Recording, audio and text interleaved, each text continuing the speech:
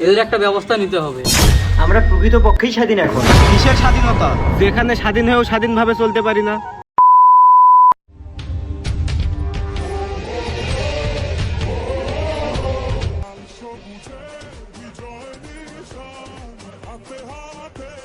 রে উমা, এলা আমার এলাকার পোলাপান নাই দেখতো, দেখি দেখি।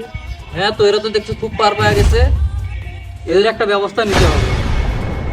দাঁড়া কল দে পরবার কাছে, এরা খুব পার পেয়ে গেছে। আসসালামু আলাইকুম। ওয়ালাইকুম আসসালাম। কি খবর? নাই তোদের এলাকায় কিছু বলাবান দেখতেছি খুব পাখা বাজাইছে। হ্যাঁ ভাইয়া, আমি তো ভিডিও দেখে আপনাকে কল দিলাম। আপনি আগে দেখছেন? আমি তো তাই দেখলাম। এদের একটা ব্যবস্থা না রাখবে। এরা কি ছাত্রলীগের পাওয়ার সম্পর্কে সবকিছু ভুলে গেছে নাকি? হ্যাঁ ভাইয়া, এদের ভুলে গেছে মনে হয় এরা সব। এদেরকে আবার মনে করায় দেওয়া লাগবে। হ্যাঁ, পতাকা উড়াচ্ছে, পতাকা স্বাধীনতা যে ঢুকাই দিব। যারা তোরে ফোন দিলে বেরোস।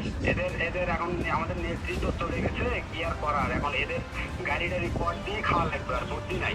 হ্যাঁ ভাইয়া, হ্যাঁ ঠিক বলছেন। ঠিক আছে, রাখ। আচ্ছা ভাইয়া। ভাইকে তো জানানো হলো রে। এতে চেহারা গুলো স্ক্রিনশট দিয়ে রাখ, দেখি তো আর কে আছে। ওর একটা ভিডিও স্ক্রিনশট দিয়ে রাখ।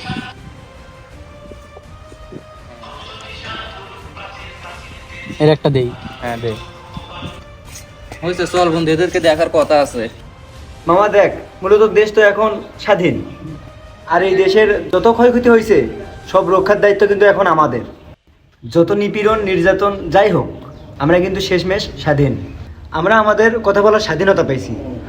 আমরা প্রকৃত পক্ষেই স্বাধীন এখন। কিসের স্বাধীনতা, যেখানে স্বাধীন হয়েও স্বাধীনভাবে চলতে পারি না? কেন, তোর আবার কি হলো?